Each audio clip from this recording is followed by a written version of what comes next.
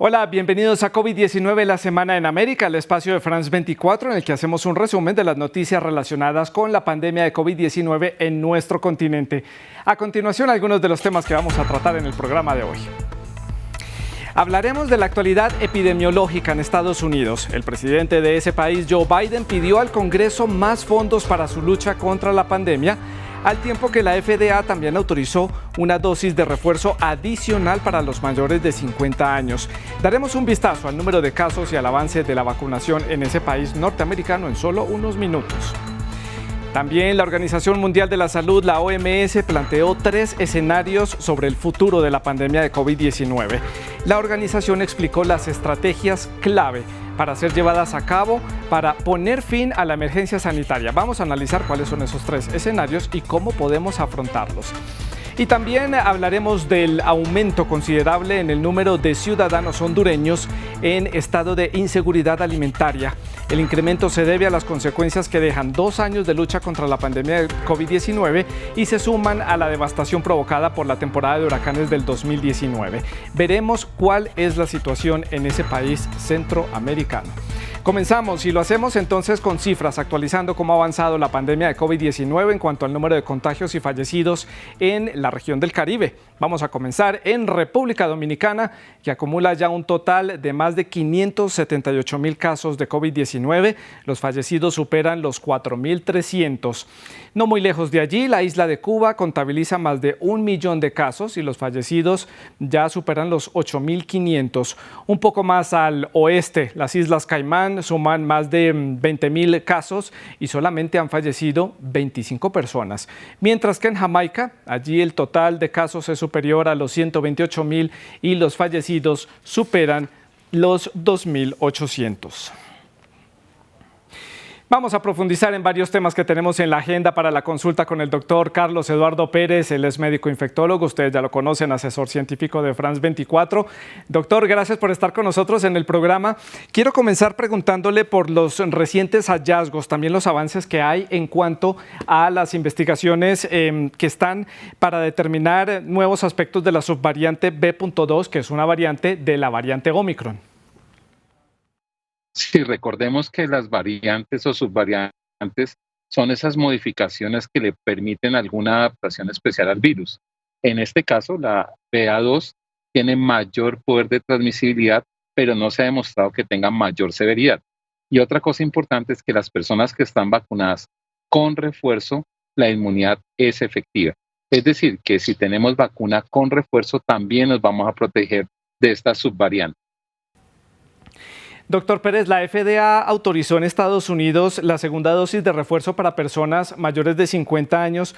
¿Por qué existe la necesidad de una segunda dosis de refuerzo? Ya muchas personas se sienten incómodas porque tienen que ir a vacunarse otra vez. ¿Y por qué los refuerzos no tienen un tiempo más prolongado de acción dentro del organismo?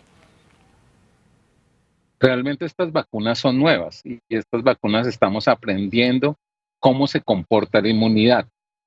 De todas formas, lo que sí se sabe es que la inmunidad es finita, es decir, no es prolongada en el tiempo. Probablemente después de 6 meses se pierden los anticuerpos en las personas más susceptibles. Recordemos que son las personas que tienen más edad y por eso la necesidad de dosis adicionales. Es probable que en un tiempo tengamos mejor establecido qué personas requieren un refuerzo, qué personas no lo requieren. Por ahora la recomendación a personas que hayan durado más de 6 meses sin vacuna porque están perdiendo el refuerzo y sobre todo personas con comorbilidades o que sean mayores de edad, mayores de 50 o 60 años porque van a perder la inmunidad y por eso se necesitan dosis adicionales de la vacuna. Doctor Pérez, punto importante para consultarle, lo mencionaba en el sumario del programa, ese anuncio de la OMS de 3 posibles escenarios sobre el futuro de la pandemia de COVID-19. Dicen que puede ser que el COVID-19 evolucione y simplemente se vaya muriendo a lo largo del tiempo debido a que avanza la inmunización entre los habitantes del planeta y desaparezca por completo de la Tierra. Otro escenario es que se vuelva como un coronavirus mucho más agresivo y hay un tercer caso y es que simplemente convivamos con él y se vuelva como una gripe estacional que tiene picos sobre todo en los meses más fríos. Digamos que esto es lo que ha sucedido en las pandemias anteriores, digamos hace 100 años, lo que se encontró es que este virus de influenza, el responsable de la pandemia de 1918, pues fue atenuando, es decir, disminuyendo su capacidad de virulencia. En esa época no había un desarrollo de las vacunas y digamos que eso hizo que se controlara naturalmente la pandemia. Ese es el escenario que nos plantea la Organización Mundial de la Salud. Y lo otro es que pueden haber variantes que puedan producir brotes epidémicos en algunas regiones. Mientras mejor vacunados estemos, pues menos probabilidad de que haya diseminación de las subvariantes. Pero recordemos que definitivamente este virus nos va a acompañar por lo menos una década más y será el comportamiento del virus, que haya mutaciones, lo que nos va a determinar si son que disminuyan su virulencia, es decir, que se atenúe o que puedan ocasionalmente incrementar su virulencia. Muy probablemente los escenarios que disminuya la virulencia es lo más probable que suceda en el futuro de la pandemia. Pero eso tomará todavía un buen tiempo y mientras tanto la vacunación y el cuidado sigue siendo la mejor arma para combatirlo, doctor, porque la emergencia sanitaria todavía continúa pese a que muchos países están levantando las restricciones. Paso ahora a preguntarle, doctor, también por otro anuncio de la OMS que presentó esta semana y fue muy destacado a lo largo y ancho del planeta, la nueva estrategia de vigilancia genómica para los próximos 10 años. ¿Esto qué significa? Que van a determinar estrategias de cara a poder investigar y a ver cómo pueden implementar lo enseñado, lo aprendido a lo largo de esta pandemia de COVID-19 para enfrentar futuras pandemias o futuras epidemias. Digamos que nosotros estamos concentrados en algunos virus respiratorios, como los virus de influenza, por ejemplo, y lo que está planteando ahora la OMS es ampliar esa estrategia de tamizaje y no solamente involucrar en estos coronavirus o virus respiratorios, sino en otros virus que pueden tener el potencial de infectar a los humanos. Es muy importante que haya una vigilancia genómica. Esa vigilancia genómica se hace en una base de datos y cualquier hallazgo que se haga en cualquier parte del mundo se puede consultar a esta biblioteca de datos y se puede inferir si hay un comportamiento agresivo o tiene potencial pandémico o hay mutaciones que pudieran hacerlo. Creo que del final de la pandemia podemos recuperar esa sensatez hacia que tenemos que ser solidarios en el conocimiento y compartirlo para que podamos estar mejor preparados. Aunque nunca nadie se prepara para una pandemia, tenemos que tener mejores herramientas para poderlo enfrentar. El tamizaje genómico es necesario y en los países de vía en desarrollo tienen que implementarse también. Doctor Pérez, muchas gracias por haber estado con nosotros en el programa. El doctor Carlos Eduardo Pérez desde la ciudad de Bogotá dándonos aquí algunas aclaraciones y análisis de los temas que le estábamos preguntando en nuestra habitual consulta con el doctor Pérez. Ya que estábamos hablando de dosis de refuerzo, pues miren el dato que les voy a presentar a continuación. Es el número de dosis de refuerzo suministradas por cada 100 habitantes en diferentes países del continente americano. ¿Cómo se obtiene este valor? Se toma el total de las dosis que han sido suministradas en cada uno de los países hasta el momento y se divide por el total de los habitantes del país. Entonces comienzo dándoles el dato de Estados Unidos. Allí han inoculado 29,42 dosis por cada 100 habitantes. Seguimos en Norteamérica, Canadá, allí el 48,08 el número de dosis que han sido inoculadas por cada 100 habitantes. Un poco más al sur, el Istmo de Panamá. Allí han inoculado 33,16 dosis de refuerzo por cada 100 habitantes. La vecina Colombia, pero ya en América del Sur, 20,14, mientras que Chile ha inoculado 83,27 dosis de refuerzo por cada 100 habitantes. Chile también liderando en este índice. Chile ha sido uno de los países líderes, no solamente en la región de América Latina, sino también en el mundo en cuanto a la vacunación y en el número de dosis inoculadas en sus habitantes. Y también fue destacado esta semana en Estados Unidos el anuncio hecho por el Centro de Control de Prevención de Enfermedades y la FDA, que es la Administración de Alimentos y Medicamentos, que avalaron el uso de una cuarta dosis de vacunación que vendría a ser una segunda dosis de refuerzo para las personas mayores de 50 años. La medida provocó diferentes reacciones entre los ciudadanos estadounidenses. Veamos. Luz verde para una cuarta dosis de la vacuna contra el COVID-19. Así lo anunciaron los reguladores de salud estadounidenses para personas mayores de 50 años. Hoy la Administración de Alimentos y Medicamentos de los Estados Unidos autorizó una segunda dosis de refuerzo de las vacunas contra el COVID-19 de Pfizer y BioNTech o Moderna para personas mayores y ciertas personas inmunodeprimidas. La agencia había aprobado la aplicación de un segundo refuerzo solo para personas mayores de 12 años con la dosis de Pfizer y mayores de 18 con Moderna que tuvieran el sistema inmunitario debilitado, quienes ahora incluso podrán acceder a una quinta dosis. Desde la Casa Blanca aplaudieron el anuncio. Es algo bueno que los CDC y la FDA ahora lo permitan. Vamos a poner a disposición para las personas mayores de 50 años y para los inmunodeprimidos una cuarta dosis. Tenemos suficientes vacunas para que la población de esa edad pueda vacunarse. Una noticia que ha generado opiniones divididas entre los estadounidenses. ¿Cuándo sacarán una vacuna de verdad? Una en la que te coloquen una o dos dosis y ya. No estos continuos refuerzos. Creo que hay algo aquí que no está bien. Sí, creo que es bueno. Prefiero estar protegida lo más que pueda. Tuve COVID y fue terrible, y entonces no quiero tenerlo nuevamente.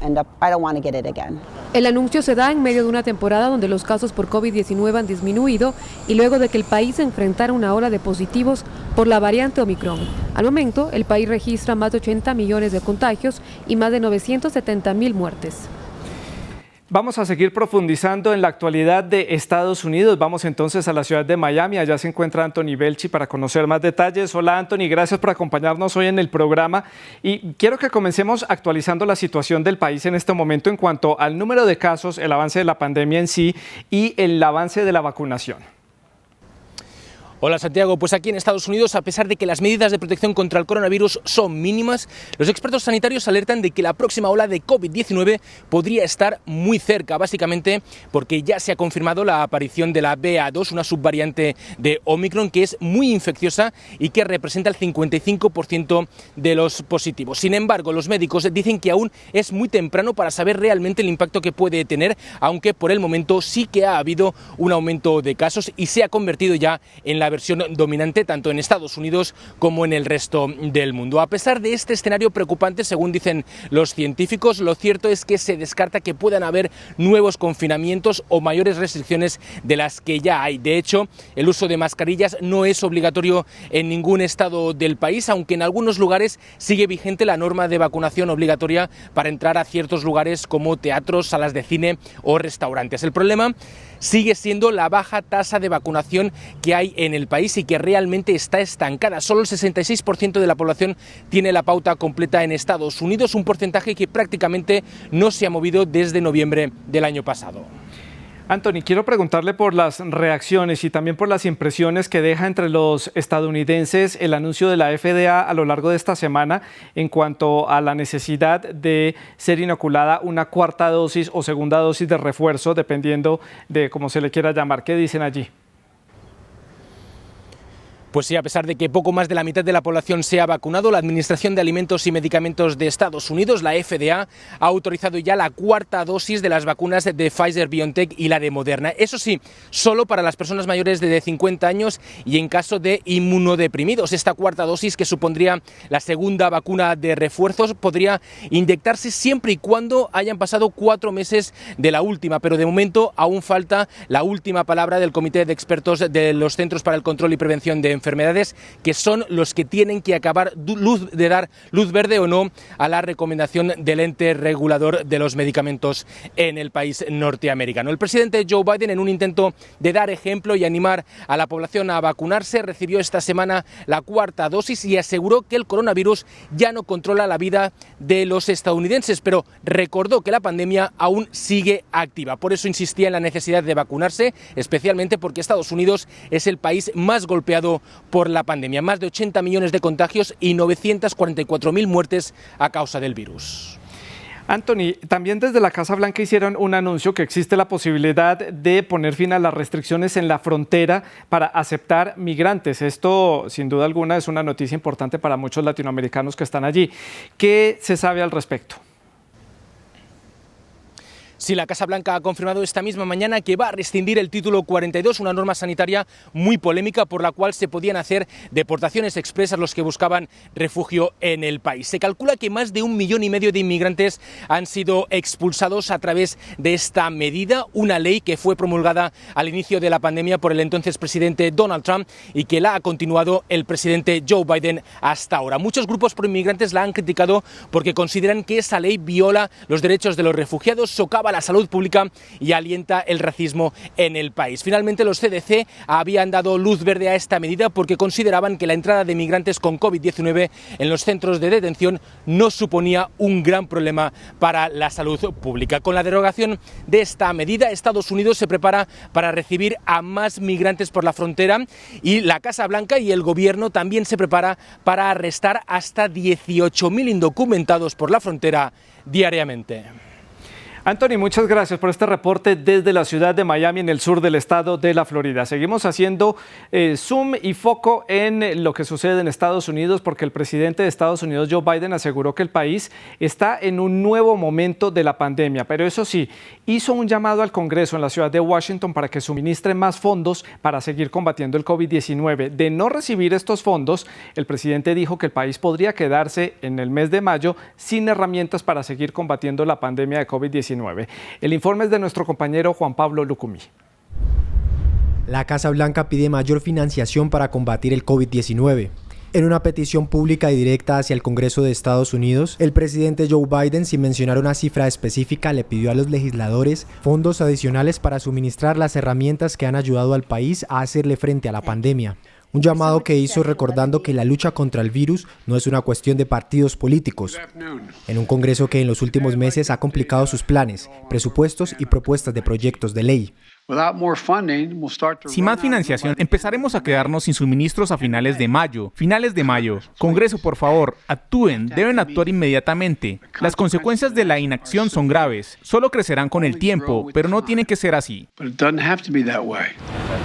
Y mientras llegan los suministros del Congreso, esta semana la administración Biden presentó el sitio web que funcionará como único método para que los estadounidenses puedan acceder a pruebas, vacunas, tratamientos contra el virus y actualizaciones de las tasas de contagio de sus comunidades. COVID.gov es un lugar en el que pueden acudir, donde pueden hacerse una prueba y si son positivos pueden recibir un antiviral. Así que este sitio web es parte de nuestro esfuerzo continuo para asegurarse de que las personas tienen lo que necesitan para hacer frente al COVID-19. Esta misma semana, la Administración de Alimentos y Medicamentos, la FDA, autorizó la aplicación de una cuarta dosis a modo de refuerzo para los mayores de 50 años y para pacientes gravemente inmunodeprimidos. Otro de los muchos esfuerzos que el gobierno estadounidense hace para atacar el COVID-19. En un país azotado por las consecuencias del virus y con más de 975.000 personas fallecidas por la enfermedad. Brevemente les presento otras noticias destacadas de la semana aquí en nuestro continente. Comenzamos en Uruguay, en el sur de América. Este país tuvo esta semana su primera jornada sin fallecidos por COVID-19 en los últimos 3 meses. Uruguay no vivía una jornada sin fallecidos desde el pasado 26 de diciembre. En este mismo mes fue decretado el inicio de la segunda ola de contagio provocada precisamente por la variante Omicron. También brevemente les cuento que el gobierno de Paraguay extendió la medida de reducción de impuestos a sectores y productos. Entre las medidas está la reducción del IVA para los sectores gastronómico, hotelero y para los eventos. Con esto buscan mantener a flote la economía paraguaya. Y también les cuento que el gobierno de Bolivia presentó un programa de reconstrucción económica para mantener los índices de crecimiento sostenidos del 2021, tras las dificultades que obviamente se presentaron con la contracción económica que dejó la pandemia de COVID-19, o por lo menos el punto más álgido de ella. Algunas de las propuestas del plan contemplan la entrega de bonos y también algunas prestaciones a los sectores menos favorecidos de la sociedad boliviana. Nos vamos ahora hasta Centroamérica porque ya son 2,4 millones de ciudadanos hondureños los que están en riesgo de inseguridad alimentaria. El devastador paso de los huracanes ETA y IOTA en el año 2019 y también una temporada de sequía, a estos aspectos se sumó la llegada de la pandemia de COVID-19 que afectó buena parte de las cosechas y el aparato productor de ese país centroamericano, lo que ha complicado la situación para todos. Así es como están las cosas, veamos. Aumenta la crisis de alimentos en Honduras. Según el Programa Mundial de Alimentos de la ONU, la pandemia complicó aún más la situación. En 2019, menos de 1 millón de personas estaban en grave situación de inseguridad alimentaria. Hoy, ese número asciende a 2,4 millones de personas. Y es que el panorama para el país centroamericano se viene complicando desde por lo menos 3 años atrás. En 2019, Honduras ya enfrentaba problemas de inseguridad alimentaria alertada por Naciones Unidas. Luego, en 2020, sufrió las consecuencias de los desastres naturales causados por los huracanes ETA e IOTA.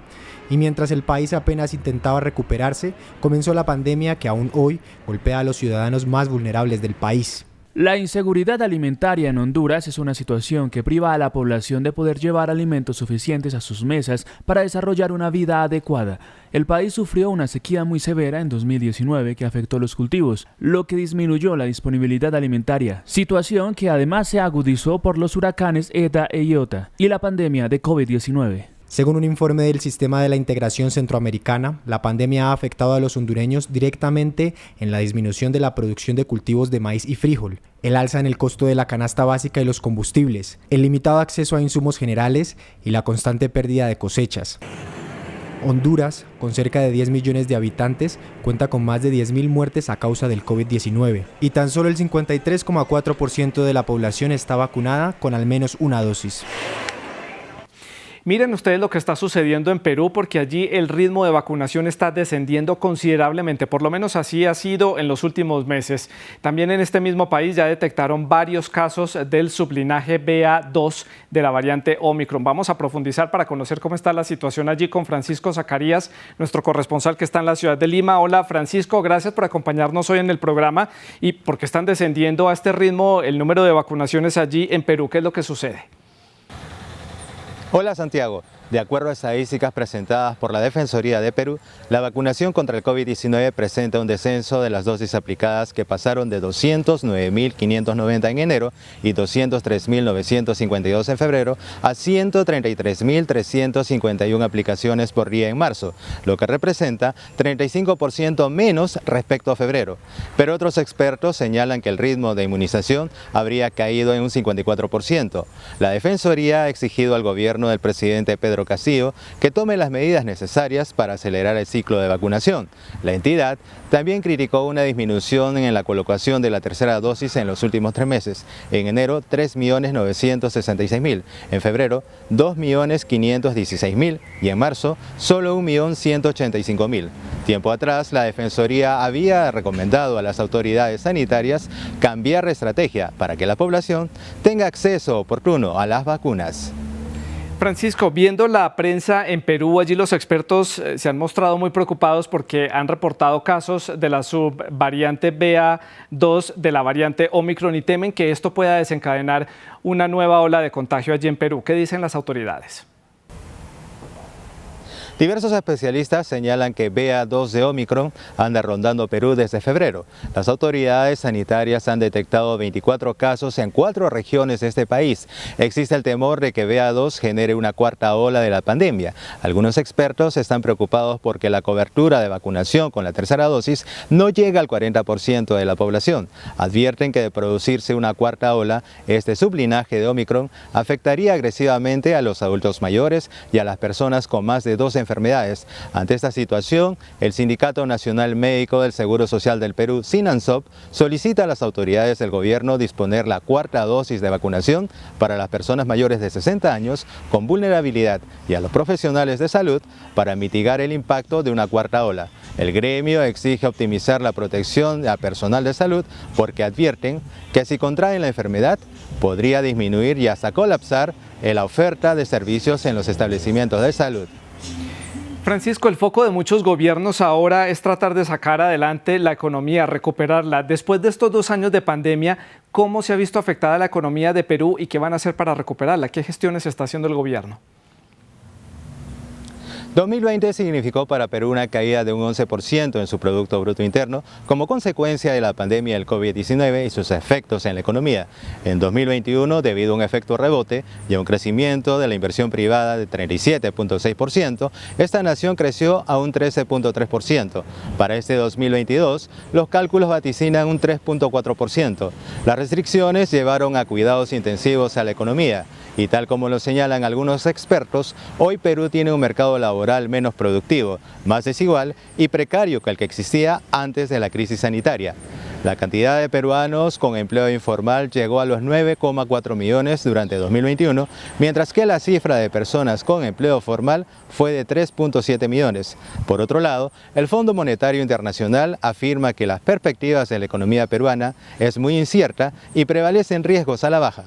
Los riesgos se enlazan con la pandemia del COVID-19, endurecimiento de condiciones financieras, interrupciones de la cadena de suministros a nivel global, entre otros. Francisco, pues este es un mal transversal para todos los países de América Latina. Todos están haciendo frente a indicadores no muy positivos como los que usted da de Perú y hay dispositivos de varios gobiernos para poder sacar adelante las economías. Muchas gracias por este reporte desde la ciudad de Lima.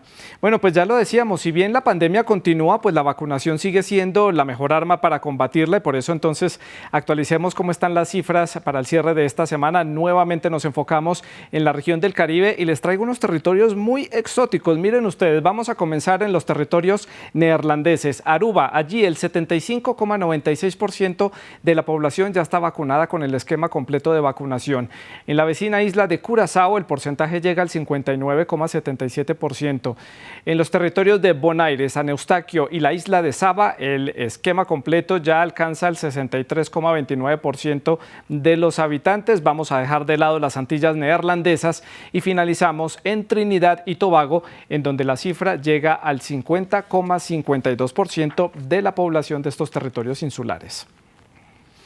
Nos salimos del Caribe, nos salimos incluso de las fronteras del territorio americano y nos vamos hasta China. Mientras el mundo entero está comenzando a levantar algunas de las restricciones y también regresa a una aparente normalidad, las autoridades de la ciudad de Shanghái, que es la ciudad más poblada de China, dio inicio esta semana a un confinamiento por sectores, al tiempo que también hace pruebas de PCR a su población para reducir la curva de contagio de COVID-19. Esto hace parte también de su política de cero COVID-19 en todo el territorio chino. Juan Pablo Lucumí nos cuenta más. El peor brote del virus desde que empezó la pandemia. Tras 2 años de la llegada del COVID-19 al continente asiático, hoy Shanghái, la ciudad más grande de China, se enfrenta a un estricto confinamiento.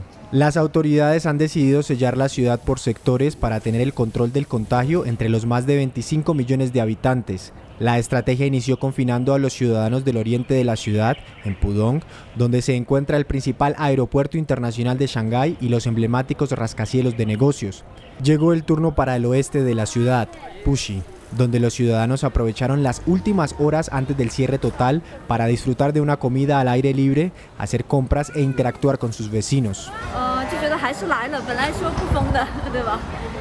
Pensamos que todo esto había terminado. ¿Por qué empezamos de nuevo? Me deprime un poco y me pone de mal humor porque muchos de nuestros planes se han estropeado, pero no podemos hacer nada. Pasamos todo el tiempo posible al aire libre con la gente, con los amigos. Queremos cocinar en casa e invitar a los amigos antes del cierre, pasear al perro, ir al parque, disfrutar de la vida cada minuto antes de quedar encerrados. Con la política de China de cero contagios, las autoridades desplegaron la estrategia de confinamiento sectorizada para evitar el cierre total y no estropear la economía nacional. El cierre dura 5 días para cada sector, pero se prolongará 10 días más para las personas que vivan en un edificio donde se haya detectado un caso positivo de COVID-19. Los vehículos no podrán transitar por las vías y las personas podrán salir a comprar productos de primera necesidad, pero solo durante un tiempo limitado en determinados días. Estamos de regreso en el continente americano y nos vamos puntualmente a Centroamérica. Costa Rica eliminó la mayoría de las restricciones que fueron impuestas en marzo del 2020 como parte de su estrategia para combatir el COVID-19. Solamente van a mantener la obligatoriedad del uso de la mascarilla, también el lavado de las manos y mantienen la vacunación como la mejor manera para disminuir el riesgo de contagio de COVID-19. Vamos a ir hasta San José, hasta la capital costarricense. Allí está Cindy Regidor, quien nos va a dar más detalles de cómo está la situación allí. Cindy, comienzo preguntando preguntándole por este fin de semana, que es fin de semana electoral, importantes decisiones van a tomar los costarricenses, van a elegir a su nuevo presidente. ¿Qué tanto ha tenido cubrimiento el tema de la pandemia dentro de los programas de gobierno, dentro de lo que proponen los candidatos? ¿Hay prioridad de este tema? La lucha contra la pandemia no ha sido un tema central durante la campaña de cara a la segunda ronda, en gran medida por el descenso de casos, hospitalizaciones y muertes. Específicamente, el candidato José María Figueres de Liberación Nacional prevé la instalación de una fábrica de vacunas que garantice las dosis para esta y otras enfermedades, mientras que el candidato Rodrigo Chávez de Progreso Social Democrático promete de manera general mayor eficiencia y transparencia del sistema de salud. Ambos candidatos esperan enfrentar una situación sanitaria bajo control y han coincidido en que priorizarán la recuperación de la economía golpeada por los cierres y medidas tomados por el actual gobierno. Cindy, precisamente por la economía quería preguntarle, algún medio costarricense titulaba Costa Rica con resfrío económico precisamente como consecuencias de lo que le deja la pandemia de COVID-19. ¿Cómo ha afectado entonces, qué sectores ha afectado de la economía costarricense la pandemia y qué están haciendo para mejorarla?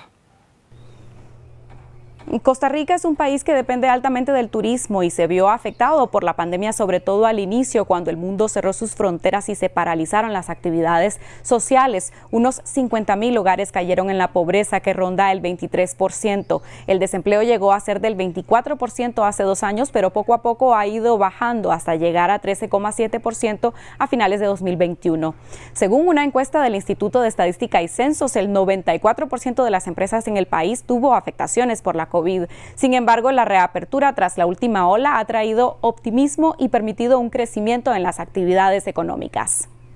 Cindy, para el cierre de esta conexión, ¿cómo termina esta semana Costa Rica en cuanto a número de casos, personas contagiadas y personas fallecidas?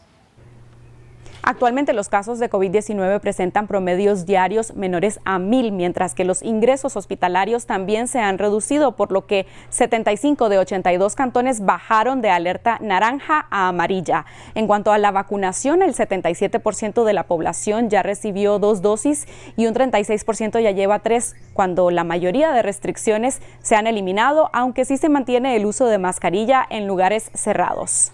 Muchas gracias, Cindy, por este reporte desde la ciudad de San José, en Costa Rica. Y vamos a terminar nuestro programa dando un vistazo a otras noticias relacionadas con la pandemia del COVID-19 que han sido destacadas en redes sociales por diferentes medios de comunicación. Comenzamos con esta publicación del diario El Colombiano de la ciudad de Medellín, por supuesto en Colombia. Los menores entre los 12 y los 17 años recibirán dosis de refuerzo contra el COVID-19. Esta campaña comenzó a partir del 28 de marzo y serán utilizadas dosis del biológico Pfizer. El refuerzo debe ser inoculado 4 meses después de haber sido recibido el esquema completo de vacunación.